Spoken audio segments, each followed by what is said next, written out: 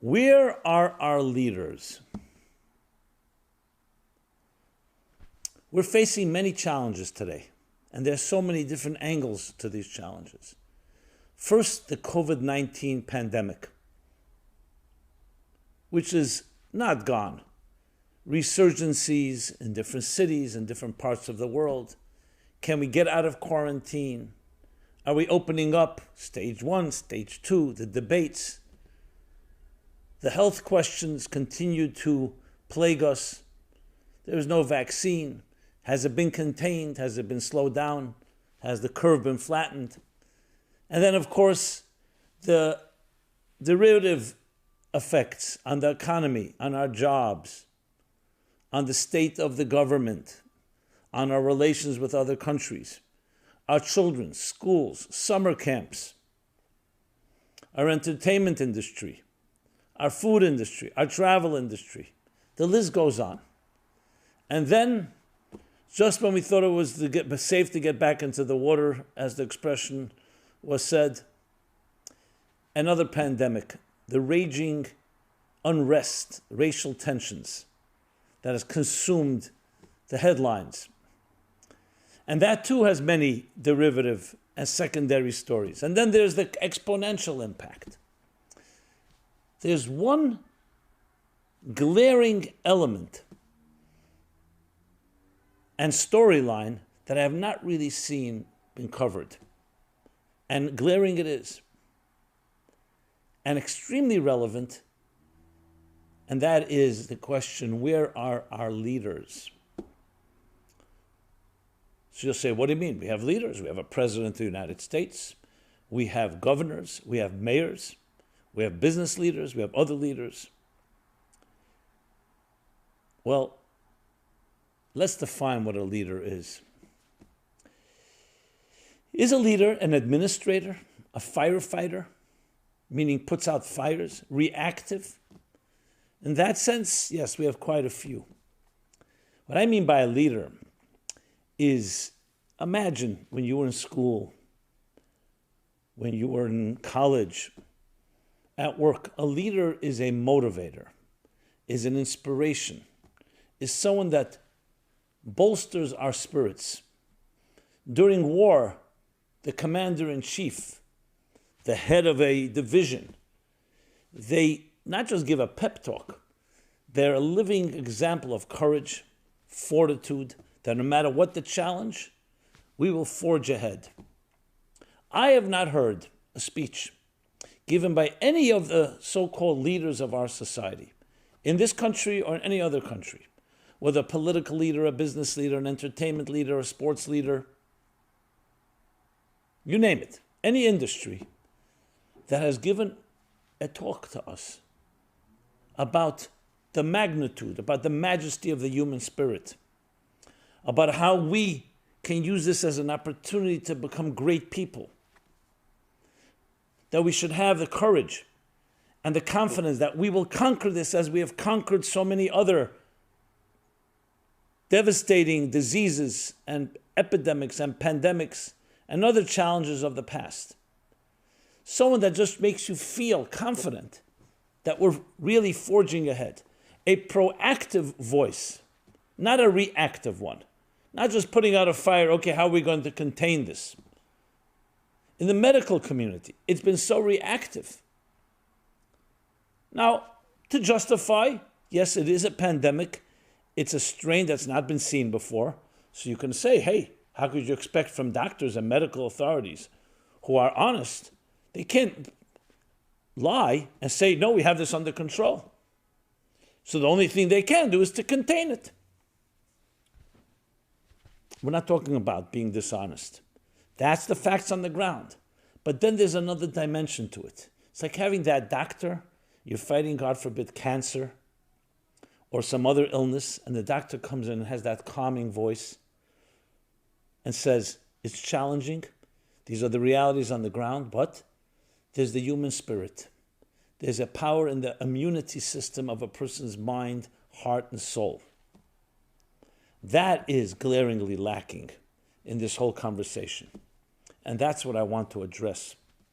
This is not meant to criticize anybody.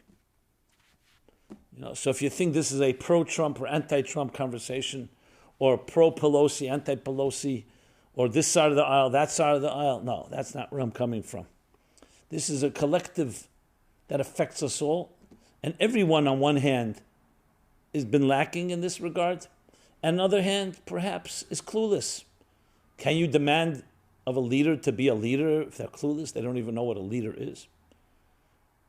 So I want to submit that the lack of this type of leadership and leader is not an accident. It's a very big symptom, a very powerful indicator of the sign of our times. And in many ways, perhaps can also help explain the shock, how this is so unsettling. Well, of course, any pandemic would be unsettling, but even more so because of the times in which we live.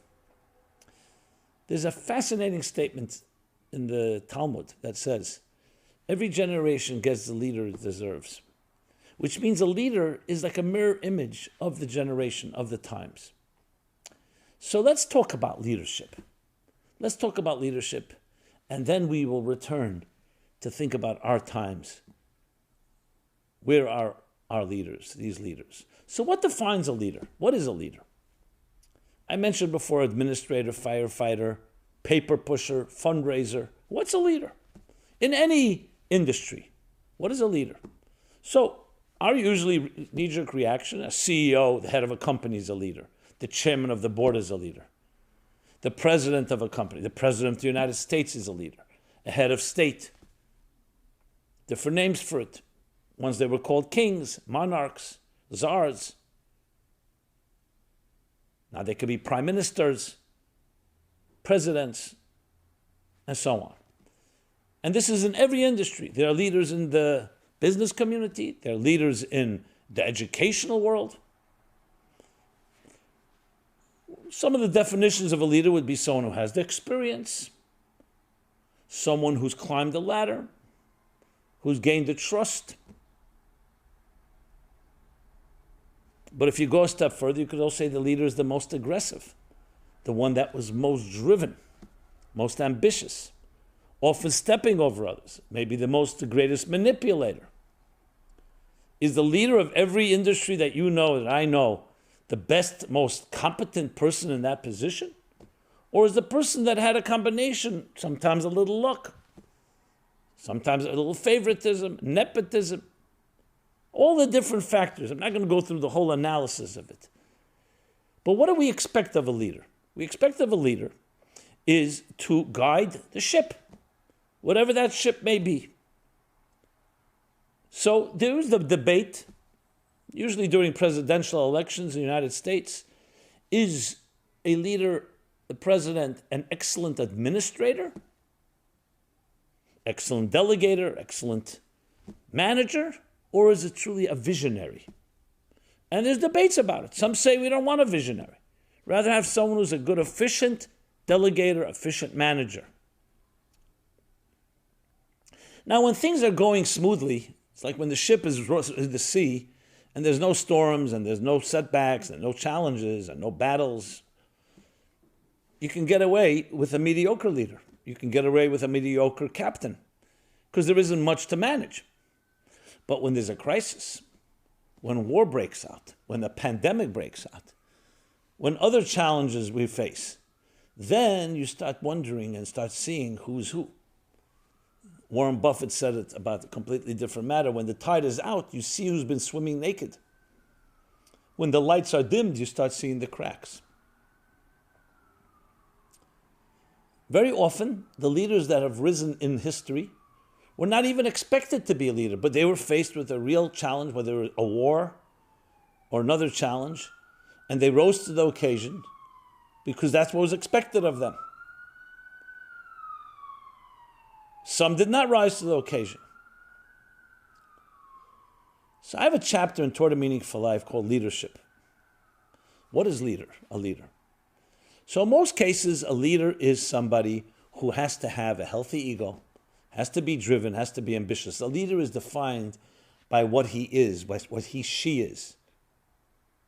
And often, again, it's not those competent necessarily, but the person who's managed, who's maneuvered.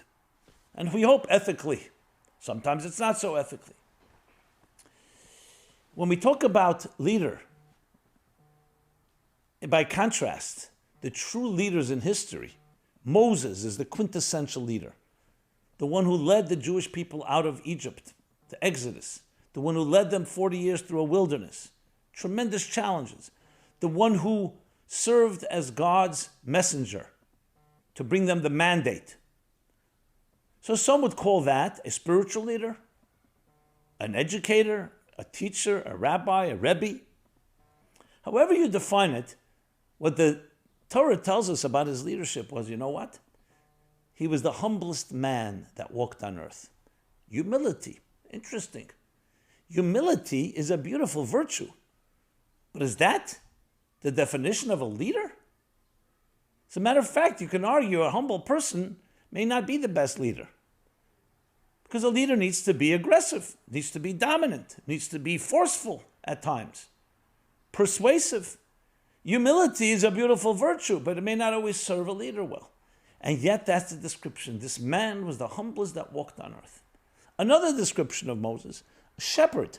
The first time he is described in the book of Exodus, he was a shepherd. Explaining why? Because a shepherd is a true leader. The shepherd, he shepherded his flock. You're the shepherd of a flock. It's the expression of a leader.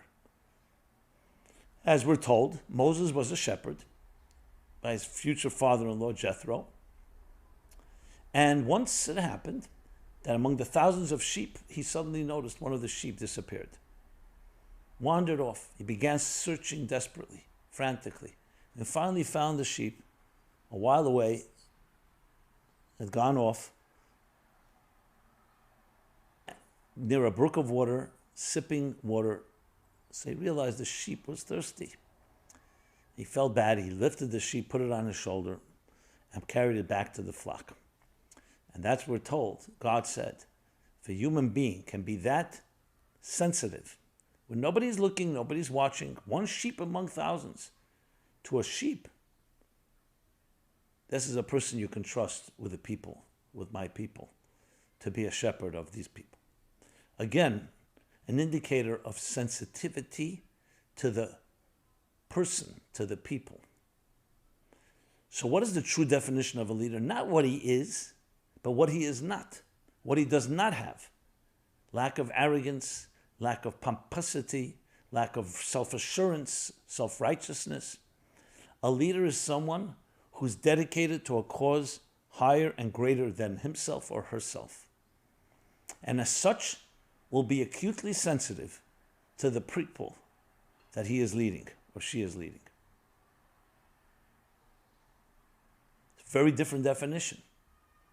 Maybe surprise some of you. Why? Because we don't have leaders like that. When's the last time you saw a leader like that? We may have been lucky in school and had a mentor that had that type of compassionate sensitivity, empathy, kindness, at the same time gave us direction. Because we're not just talking about a humble person. When Moses' humility is explained, it says, no, he wasn't humble as in he did not have qualities. He was quite aware of his supreme qualities, his brilliance, his integrity, and so many other qualities. But he said to himself, these are not mine, they're God-given, they're a blessing, they're a gift. And if someone else was given this gift, they may have done better than I. So it's a person dedicated to something greater than themselves. So then when there's a crisis, what do you think they're going to do? They're not going to run for cover. That's just plain cowardice. They're not just going to put out fires and just deal and react to the situation of band-aids. They will do what has to be necessary and prudent to solve the situation. But above all, they will get up. And with that type of confidence and pride and dignity will inspire their community. And there's a lot to be said for that. You see it even in sports. You ever see right before a game begins, a football game, a baseball game, how the coach or the manager gives his people a pep talk? We see it during battles, time of war. What is this pep talk? Why do you need to do that? Because half the battle is psychological. Yes, there's a battle to be fought, whether it's a battle against a disease or a battle against any other adversarial forces. But there's another battle, a psychological battle. Do you have confidence that you can win? Do you have confidence that you have what it takes? And the one who wins the psychological battle will probably win the entire battle. Because you can have all the armies and the weapons and the resources and the artillery. But if you don't have the confidence, if you don't have the psychological fortitude and wherewithal, easy to lose the war. On the other hand, you can have lesser army, lesser artillery, but if you have people who are completely passionate about the cause, they can beat far greater armies. And this isn't just true on the battlefield, physical battlefield, it's also true on the psychological, emotional battlefield. Case in point, the Vietnam War. Who would have thought a bamboo country faced with the United States of America, the largest, mightiest military in history, a little country. You can't even compare, though they were armed a bit by the Soviet Union, but how could you compare? Did the United States win the war? No. They lost the war. They had to leave. Goals were not met. Whatever the justification, the domino effect of the Soviet influence in that part of the Far East, whatever the reasons were, the bottom line was, you asked any American military person, why are you there? I don't know. Why are you fighting? What does victory mean? America wasn't trying to conquer Vietnam for territory. It was some ideological idea that lost sight and vision, and therefore the soldiers were fighting. They were told to do that. Many of them had no clue why they're there. Can you fight a battle when, number one, you don't know what you're fighting for, and number two, you don't know why you're fighting? And you don't know what the destination is. How can you fight a battle when you don't know the destination? So you can imagine the leadership was a tremendous bankruptcy of leadership. Whatever point that was in the 60s. And you could never win such a battle. The Vietnamese that were locals, this was their homeland. This is their place. They fought tooth and nail because it was their life. America wasn't like, so we win, we lose. What difference does it make? It's not on our mainland, etc. World War II, there was total moral clarity. And that was provided, I don't want to say thank God, but it was provided by the ultra antithesis to anything good, the evil Yamach Shemoy, may his name be erased, Hitler and the Nazis. They made it very abundantly clear what their goals were. So you had to take a stand. You're either for them or against them. It wasn't ambiguous. It wasn't whether or not. There was no question then. We're fighting then for everything we believe in. The same thing with the Revolutionary War here, the same thing in Israel and other places. It's a clarity. And that clarity, the leader knows how to explain it, communicate it. Why are we here? Why are we fighting? Why are we ready to risk our lives? And I'm using military only as an example. We should never have to fight military wars, bloodshed, loss, and death. But there are other battles that have also taken lives. This pandemic has taken lives. And I'm not blaming anyone. Let's make this very clear. It's not due to the lack of leadership why lives have fallen. It's due to a coronavirus that spread and was not contained. I'm talking about something far larger. Here we have a situation that has affected the entire globe. Have you heard one talk from a head of state from Europe, from Asia, from the Middle East, from Africa, from the United States, from South America, Australia, New Zealand, Antarctica, maybe Antarctica, that you said, wow, what a talk. Look how it makes me feel. And you'll say, is that psychological? Yes, it could be psychological and probably is. I'm not talking about briefings which are important. Where do we stand? The warnings necessary, the precautions, masks, quarantining, lockdowns to protect the innocent, to protect us all. That, thank God, we had different leaders rose and gave us those reports. But those are reports, I would put that into the category of firefighting. It's like saying, here the fires are burning, here's what we're doing to put them out, here's what we're doing to protect that the fire shouldn't spread. We need firefighters. There's not even a question about that. But that extra dimension, instead, a polarization, a politicization of the process. It all has become referendums against the president or for the president. Everything seems to be an opportunity for different sides using it for their own gains. So what do you think it creates in the masses, in the silent majority? Cynicism, even resignation. I'm not resigned because thank God I grew up and I've seen a leader, what a leader is. And perhaps that's what gives me the perspective that I'm able to share. Because when you know what you're lacking, when you know what a true leader is, then you know what you're lacking. Yes, we're lacking this. There's no question. That moral certainty, that moral clarity, that belief in the human spirit. This is not necessarily because you have these beliefs or this religion or this party or that party. I'm talking about a universal message that we were all here, put here. You want to add the statement from the Declaration of Independence, great, all men are created equal, all people are created equal. Everyone in the divine image. And I'm not emphasizing the religious component, but the universal one. And we have been here, look at human progress. We've turned the world into a far better place, and we will continue to do so. And we will come out of this pandemic and out of the racial divide and everything else greater than ever. And propose ideas, what we can do to be more loving and kinder and gentler and more caring and more united than ever. Suggestions.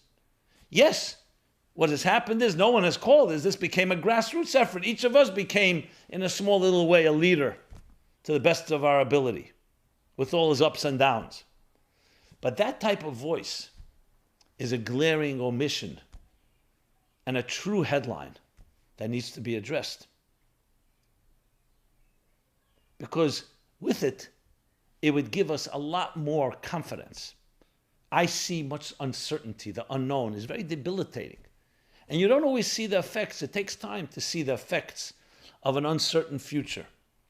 Yes, we all are confident this is going to end and will life go back to normal? So there's the debates on the matter. But it still has taken a toll. And in some ways has brought out beautiful things and innovation, unprecedented. That's not a question here. So I'm not pointing my finger to any individual. You know why? Because I don't expect anything from them in this regard. Yes, we hope that they are honest, efficient, good firefighters, good administrators, will do what's necessary. But like I once spoke to someone, I gave him an idea, a visionary idea. He says, I'm just a glorified administrator. Why are you sharing with me a vision? A leader shares a vision of where we headed. Whether the founding fathers were personally visionaries or not, I didn't meet them. But what they produced was visionary. And perhaps it was precisely because they were under the pressure of a King George, of a land across the sea, across the pond, as they call it, Great Britain. And they finally, almost in an apologetic way, right in the Declaration of Independence, there comes a time we have to sever the ties that are binding you, that are subjugating you. And that clarity, that we want independence, that we want to be able to determine our destiny and future, and all the other principles they documented. This is visionary. It came, no question it came due to pressure. It didn't come because they were sitting around, lounging around and philosophizing. It came due to seeing the damage done by centuries of monarchies, of one-man rule, of individuals not being given their right, whether it's the freedom of speech or the freedom of religion or the freedom of expression or the freedom of assembly. And they created a morally clear document. It was so clear that it even defied some of their own lifestyle. They had slaves. Ultimately, their own writing undid their own slavery because it said all men are created equal. So they justified it in their own distorted ways. And it remains a document, a shining document of a vision. Abraham Lincoln did it after the Civil War. FDR in a few of his talks during World War II. Churchill. And this is not about the people. We may have completely disagreed with them. If we lived around them and they were especially exposed to media today, who knows what would have happened. But still, there were these statements made, and it was often very heartfelt. I am not suggesting they were necessarily the epitome of a leader, but they did rise to some extent. So it's not a comparison. And I'll explain now why don't I expect it. So why don't we expect this from our leaders? Because we don't expect it from ourselves. We live in a society which is the blessing is its curse. Our prosperity is also our undoing. Things since World War II ended in 1945, right? So we're talking about 75 years ago, right? 45? Yep. It's a generation.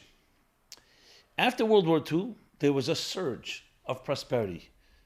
We had witnessed the worst of human beings. Over 120 million died in the two world wars. How many more injured? How many more emotionally, psychologically? I mean, it's hard to describe the devastation. But then came a period of prosperity, which the United States was already on that trajectory. With no war for 75 years, well, even World War II was not fought on American soil, which was also an important measure that America was not disrupted. It was disrupted in its economy and disrupted in the whole war machine. But it wasn't a battle fought. It didn't ravage these cities. Another discussion, not for here. But then came an age of prosperity, of growth, success. And yes, humans and countries and nations saw the need to make sure it doesn't happen again, the bloodshed, that type of war. Success. And when I say success, let's measure it in a very practical way. I once asked a sociologist, how do you define a healthy society? He said, the GDP, life expectancy, health insurance, standard of living. Do we have clean water? There's a whole bunch of criteria that define a healthy society. In that sense, it's probably the healthiest and the most successful society of all. The wealth that was accumulated, the technologies that were developed, medical breakthroughs, breathtaking. And we did not have to fight for our values. They became a given. So what happens to a generation, children growing up? It's just a given. There's no fear. There's no war, there's no battle, no one's coming to take away your rights. You can go to any school you wish, you can study, learn, speak as you see fit. What happens when that becomes a given? It's a great blessing. But then we take it for granted, and you know what settles in? Apathy. I'm not sure who devised that theory, but it clearly holds out throughout history, that every nation, the world, goes through four or five cycles, 4 or 5 stages in a cycle. First, there's utter oppression. Then comes stage 2, freedom from that oppression. Begins a period of growth, of prosperity. Then, once they're successful enough and long enough, becomes an apathy. You lose sight of values. Corruption begins to settle in. Exploitation. A next generation is born and rebels because they don't want the conformity, even though there are all these comforts. A rebellion, a disruption, and then often the rebirth of a new movement or a new consciousness. And you see this throughout. The United States of America was born after oppression, was the birth, success. Then came apathy.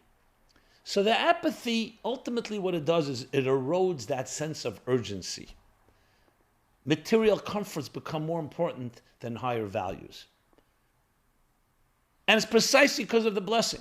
And that's what happens. You would have asked any young man or woman 5 months ago, not just young, any person, any man or woman, give me the 3 or 5 most important things in your life.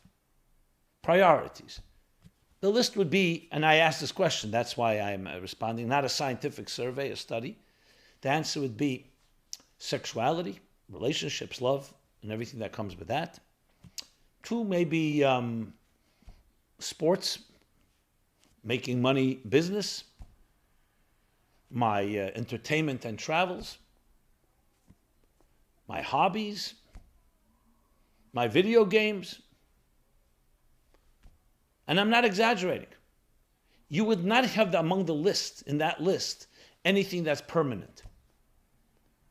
Because when everything is given to you, you don't need to fight for it. You don't even need to mention it. You take it for granted.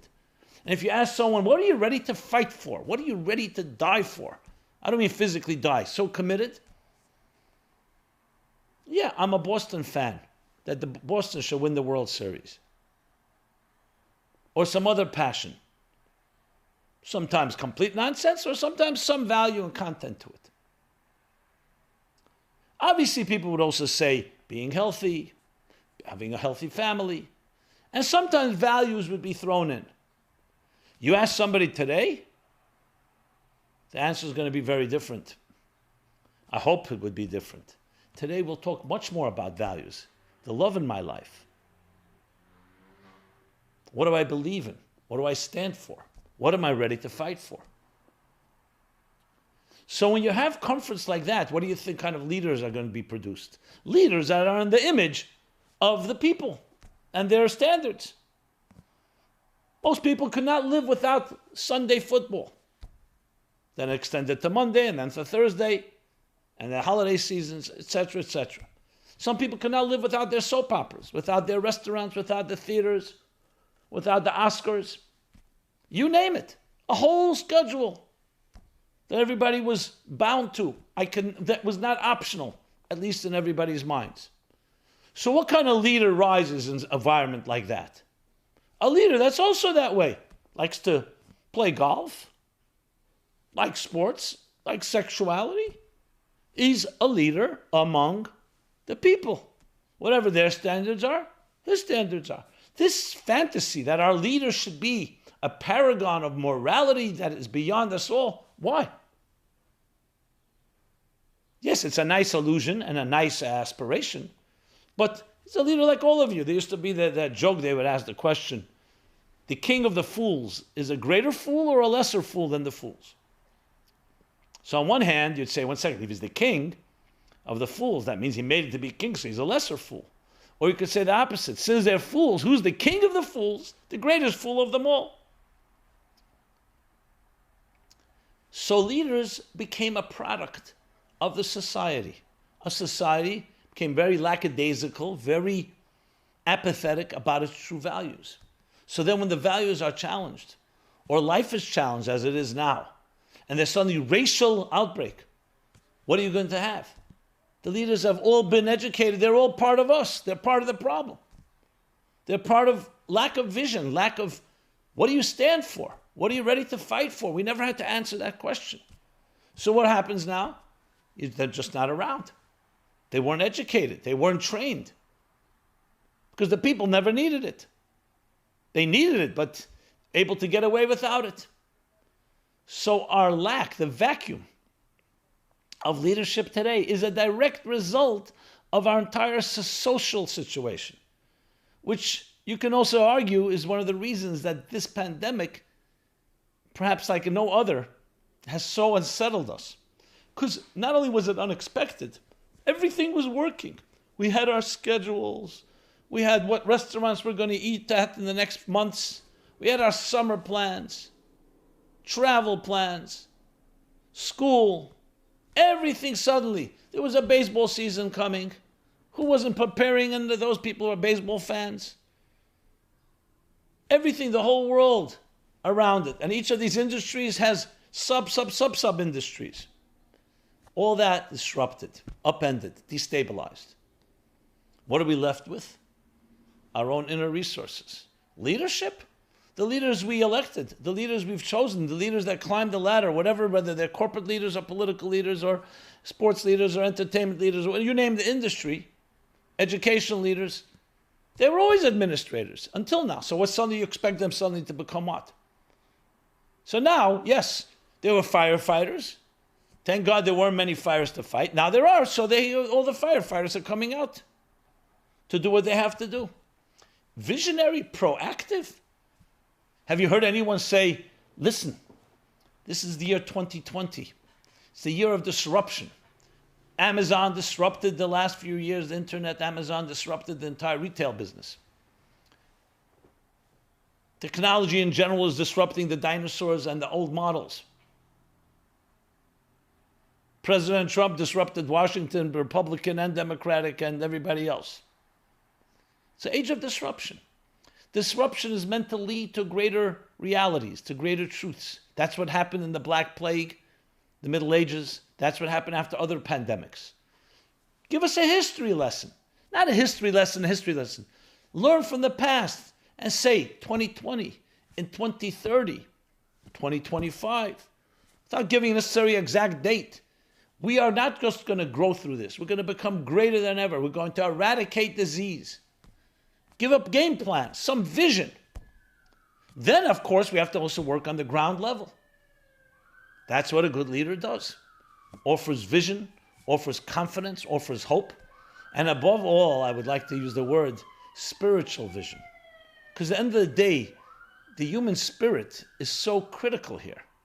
Our attitudes, our fears and uncertainties, our confidence, our hopes, our aspirations. Take us back to the Declaration of Independence, to 1776. That's what you do. You revisit. You go back to the point of departure. Why are we here? You go back to the mission statement. However it's articulated, the mission statement that we are here to create a better world, a world of liberty and freedom. And not just a slogan. Turn it into a plan of action, to a call of action, and reaffirm it once and again and again. It becomes the mantra. You know, if leaders would rise up and say something like that, they would get everybody's attention. While also fighting the fires and extinguishing all the challenges that we have to the best of our ability. This is lacking. You look into a story of Moses, you see what Moses was. Moses didn't just come and say, okay, let's figure out how to get out of Egypt. He strengthened the people. He strengthened their faith, their trust, their hope. They were broken. Their spirits were broken from servitude and hard labor and bondage and genocide over years and years. The truth is, we all have that leader within us. I highly recommend read the chapter of leadership in Toward a Meaningful Life. We all have that leader within us because we have a spirit within us. So then you could argue, what do we need a leader? But one leader can help ignite, can help reveal, can help uncover the spirit within us. That's what a true leader does. Reminds me of Michelangelo's immortal words when I asked him, how do you carve, how do you sculpt those beautiful angels in the marble? He says, I see the angel trapped in the marble and I carve and carved and set her free. That's what a leader does. It reveals the best in us, what we can become, not just what we are. Gives a picture, depicts a picture, paints a picture of a larger narrative, a narrative that covers all of history till now, and where history is unfolding. And we can be part of that narrative. We can be part of the unfolding drama of our individual lives and collective lives. But for that, you need spiritual clarity. You need spiritual vision. You need a bird's eye view. Why are we here? Ask most people. Ask leaders, quote unquote leaders. I don't even want to call them leaders. They're just name by name. They're leaders of a company. They're leaders of an entity, of an industry. Ask them, why are we here? Some will say, that's not an area we're allowed to speak about because people have different opinions. And you're forcing me, I can't bring in my faith into the picture, my beliefs, my philosophies. Why are we here? Why is the human race on this earth? Why are you and I here right now? That's what a leader challenged you to ask. And he comes up with an answer. He's not going to answer it for you. The answer is because we're here to refine and spiritualize the material existence and turn it into a divine home and a divine garden. Yes, each of us, our little corner of the world. Using our unique skills and our unique talents and our unique opportunities and unique personalities. And that's why we have all the freedoms that were bestowed upon us by the Creator. To be able to spread our wings, to soar, our spirits soar, and build a greater world. It's not the goal is to make money, to have power, to control. The goal is not just survival at its best. It's higher purpose, a higher reality.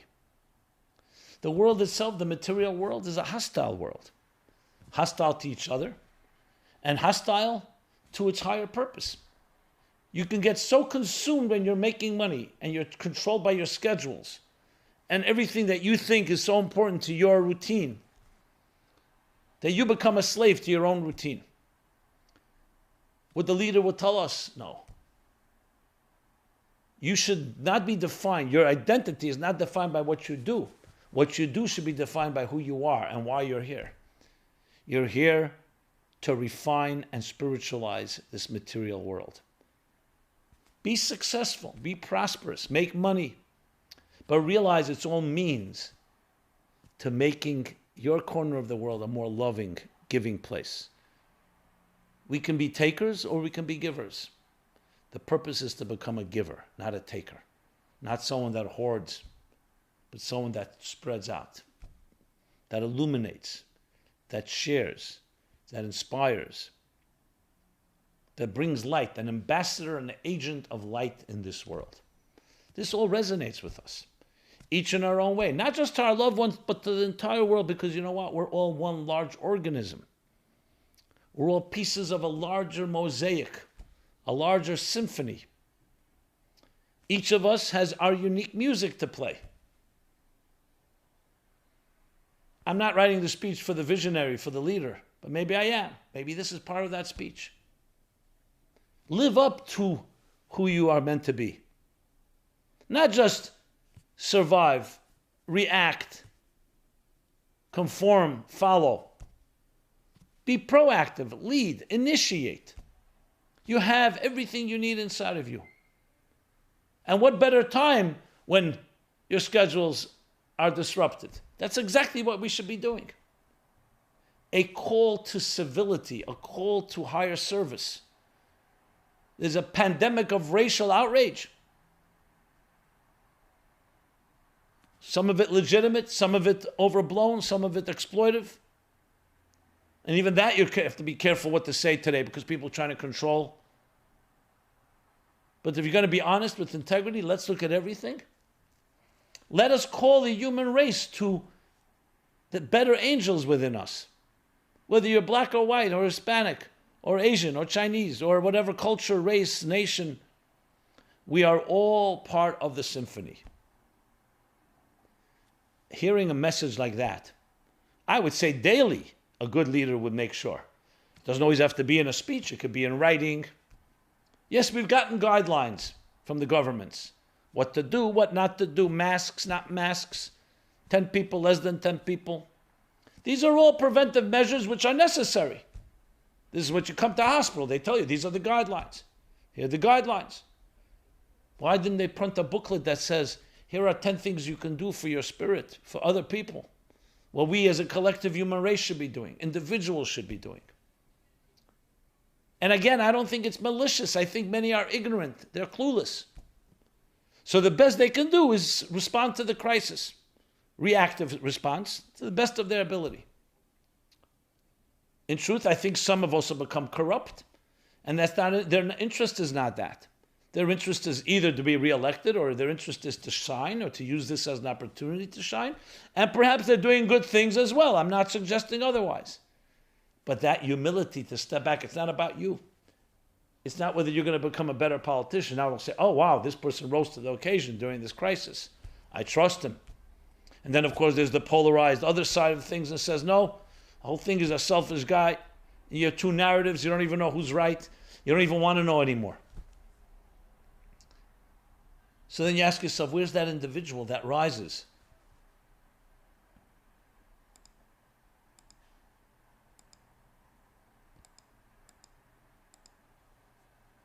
That rises to the occasion and tells us all, hey, we're here for a higher purpose.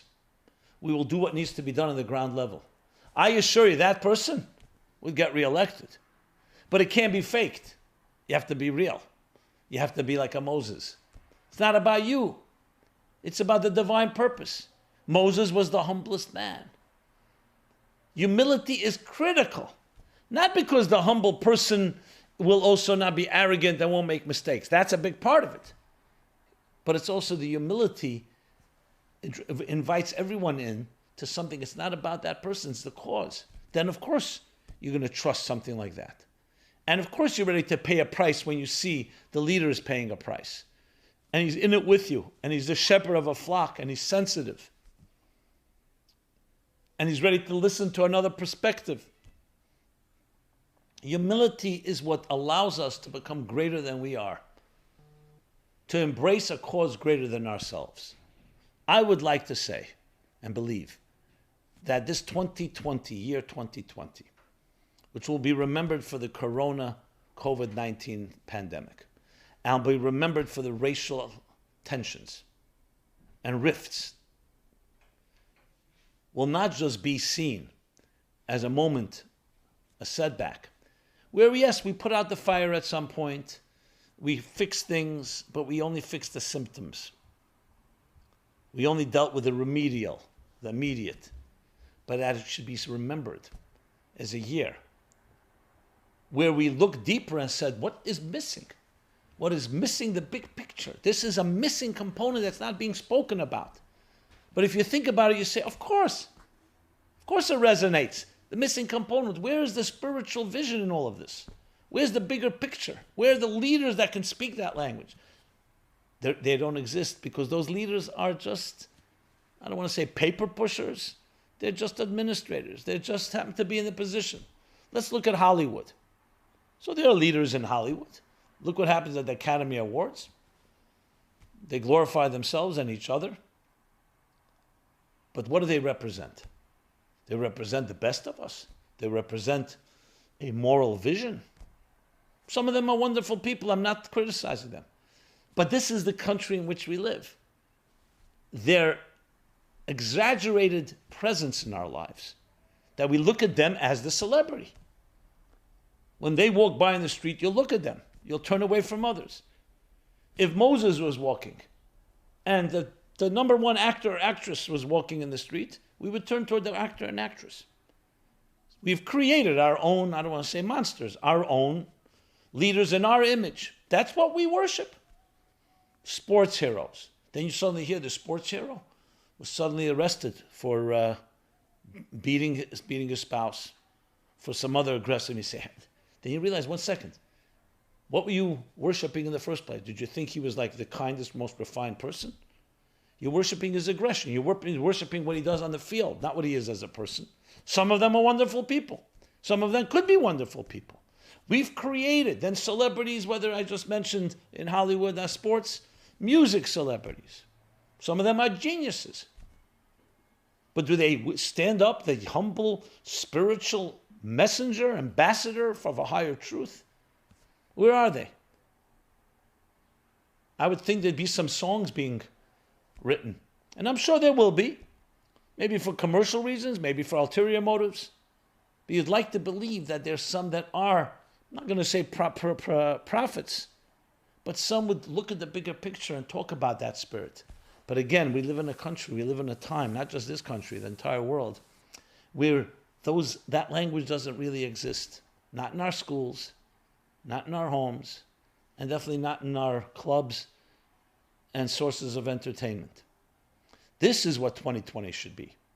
Reclaiming the narrative, reclaiming the point of departure, reclaiming why we're here. And when we do that, we'll expect leaders of that stature. And besides the fact, you think a leader that has that quality, you think there was a Moses around, he'd want to become the president of the United States?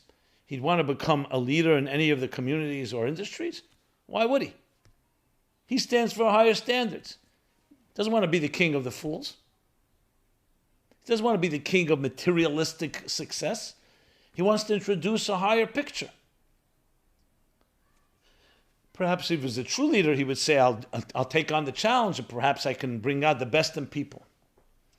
So, my friends, we can be the best, or sometimes we can turn into the base elements of survival.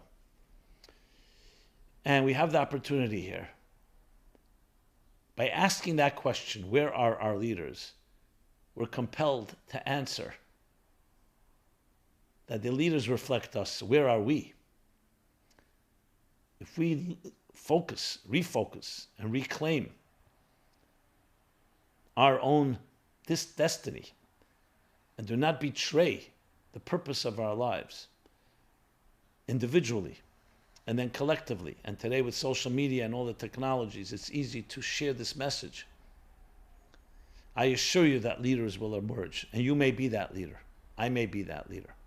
It begins with leadership in your own little environment, in your own self. You think in that proactive way, in that visionary way. So, in a way, you can say every downside has an upside. The upside is, the silver lining, is that we are now compelled to be that leader. It behooves us to rise. And many have, not even deliberately or planned. Due to the challenges, we have to become innovative. How will I entertain my children? How will I be more loving? How will I make sure that other parts of my life are maintained? Interesting, creative, innovative ways people have come up with. We have become in many ways leaders in our own right. It doesn't contradict everything we've been speaking about. On the contrary, we want that to become a groundswell that will ultimately have a ripple effect, a butterfly effect, each one on the other. So please share these ideas. I again say I didn't come here to criticize. I wasn't pointing fingers, I didn't mention names, because I think we're all in the same boat. I don't think it's one person or another. It's a product of our circumstances. But we can do something about it when we ask the question, where are our leaders? Where's the leader within you? Where's the leaders around us? Where's that vision? Where's that spiritual strength and that courage?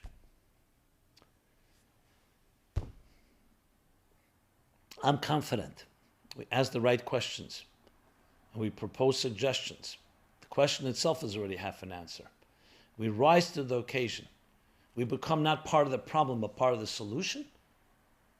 That's already shifted things. And that shift can change worlds. Yes, change worlds. Please join me in this. It's Simon Jacobson, Meaningful Life Center, meaningfullife.com. A wide array of resources, especially for these trying times. Hundreds of empowering programs to help us cope, to help us grow, become the best we can be. So go to meaningfullife.com. Please share your thoughts, comments. Like us on Facebook, YouTube, Instagram. We have a whole schedule of programs and events focusing on many of the issues we're dealing with. But in general, the whole human condition. As the name implies, meaningful life. Not just a life, but a meaningful, purposeful one. A deliberate one. It's a great honor to share a few words with you. And really, this is a relationship. So please reciprocate. Love to hear from you on all levels. Positive, critique, suggestions, ideas, insights. We are all part of this larger symphony, cosmic symphony.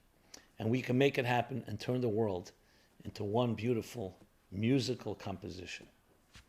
Thank you very much. This program is brought to you by the Meaningful Life Center. Please help us continue our programs. Make even a small contribution at meaningfullife.com/donate.